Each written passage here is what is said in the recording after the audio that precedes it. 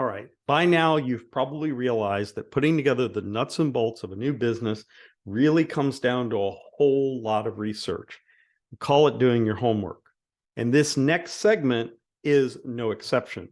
But the good news is that you've already started the process in step one of this course. So let's get right into it and discuss the competitive advantage. Now, on the surface, it's really self-explanatory in that we're exploring the advantages that your business is going to hold over the competition.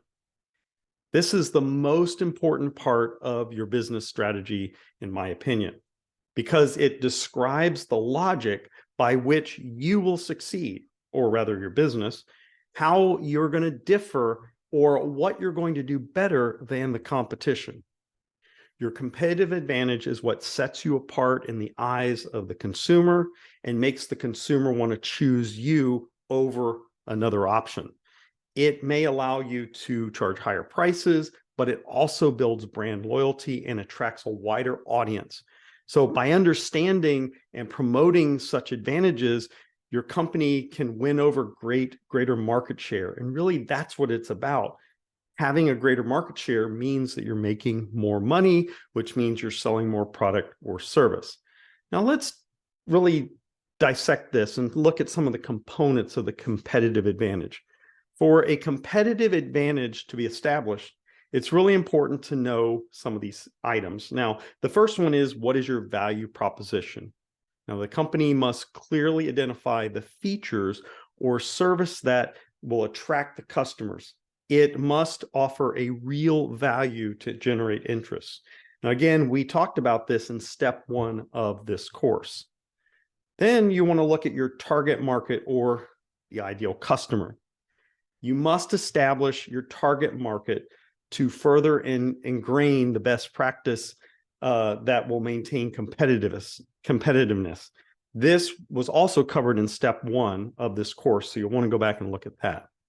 And then we look at the competitors. Now, a company must define who their competitors are. You must research the value they offer. This includes both traditional as well as non-traditional emerging competition. Competitors can be divided into groups of direct competitors, indirect competitors, and future competitors. So what are those?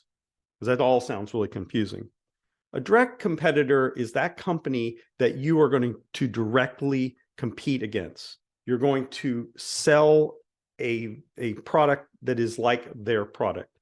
And you're going to operate maybe in the same geographic area, offering the same goods or services. And you are also competing for the same customers.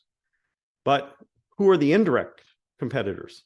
Now, these are companies that are in the same geographic area, but whose products whose products may occupy the same general market, but they're not specific category of your own. For example, there's a difference between a general bakery versus a designer cake store. So you might have a grocery store that sells bread, but then you have a bakery that sells all sorts of things, right? Indirect competitors satisfy the customer's need for a particular product or service, although that product or service may be different than yours, okay? Similar products operating in different markets segments do not represent direct competitors. For example, a high-end seafood restaurant does not compete with a burger joint, right? Now, this one is a little more complex because we're talking about future competitors. Future competitors may currently be indirect competitors who change or expand their solution. In the bakery example, the general bakery may offer high-end designer cakes to compete with you, or the designer cake store may branch out into bread and muffins, right? But also a future competitor could be someone that enters the market because they see a weakness in what you or the market is offering. So you need to keep that in mind. So how do companies achieve a competitive advantage in the marketplace? Now, we can use Porter's 4-quadrant generic strategies, which is included below this video, to kind of look at those 4 areas of competitive advantage. You can either be a cost leader, you can differentiate, you can be cost focused, or you can be differentiation focused. And that really, let me try to break this down. So you have a scope. It's either the total market or a niche market. Total market means that you're going after everything. A niche market would be that you're going after a very narrow portion of that market. We can go back to the bakery example. The total market might be that you are a generic bakery and you're going to offer all sorts of things. But a niche market is that you're only offering high-end celebration cakes, whether it be for weddings, anniversaries, birthdays, you get the picture. And so the total market means you're a cost leader. Now, that could be a low-cost leader or a high-cost leader. Think of Walmart. Walmart goes after the total market. They're a low-cost leader, okay? But the total market, you also have a competitive advantage where you can differentiate. So Walmart is different than, let's say, a standard grocery store like Kroger, Publix, that type of thing. But also the total market could be even more differentiation focused on the niche side. Think Whole Foods Market or Trader Joe's. They get to be more niche, but differentiated, okay? Then you have the niche market where it's cost focused. Now that could be high cost or low cost. Think of your custom cake niche. That is typically going to be a premium. You're going to pay a little bit more. So those 4 areas can be your competitive advantage, either in the total market or the niche market. They can be cost focused or differentiation focused. Think about those, look at that, and do some more research for yourself. Now, how do you craft your statement? Your statement of competitive advantage really has 4 components. It's going to be your name or your company, a statement about the problem in your market and how you and your product are going to solve that problem. Essentially, it's like a 30-second statement that explains what differentiates you from the competition that's in the market. Again, think of Walmart, always low prices. That is their competitive example, okay? So underneath this video, below the Porter's grid, is a competitive advantage statement. And what I did is I tried to break out kind of an example of how you could write your own competitive advantage.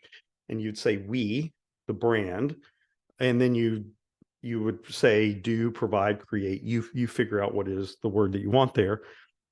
And then you identify what the brand particularly is exceptional at, okay? And then the next thing you say is so that your target audience, who is your ideal customer, can, and then you have to provide a unique customer benefit. Now, this is not a function or a feature. This is an actual benefit, okay? And then you end it with something that is unique, competitive advantage for your space. Maybe you do it better, faster, smarter, cheaper, etc. Okay. So again, some of the examples of a competitive advantage that are notable: Walmart, again, they excel as the cost leadership strategy. The company offers always low prices through economies of scale and the best available price for a good. Then we look at Apple. Apple uses the differentiation strategy to appeal to consumers. It provides iconic design, innovative strategies, and therefore highly sought after products. This ensures that the consumers are willing to pay a premium for their products. And then we talked about Whole Foods. Whole Foods market advantage relies on differentiation focus strategy, think niche.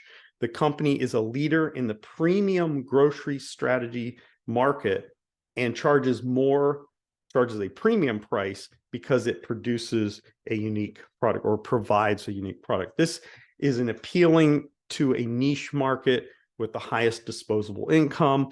Also, it appeals to those who are health conscious and like to eat better. So that is a basic overview of your competitive advantage. Now, what I would encourage you to do is, in your research, feel free to go to the magic portal of google.com and do research on competitive advantage, examples, and maybe list your market. You'll want to know who your competition is. And here is where you're digging into what are they offering price-wise? What are they offering feature-wise? What are they offering benefit-wise? You need to have a really good breakdown. So what I did is I added one last graphic at the very bottom. Sorry, I have it on a different page here, but this last graphic below the video is a formula for writing your competitive advantage. Now, again, these are all examples. So don't feel like these are the exact ways. You can actually do a Google search for formulas for how to write a competitive advantage. But this one breaks it down into a grid where you have the business name, what they do best, and why they do it. So that is just one other grid that you can use. Again, it is below the competitive advantage statement, and it is there for you to use. I hope this was helpful to you, and I am looking forward to seeing you in the next segment of this course, and we'll see you soon.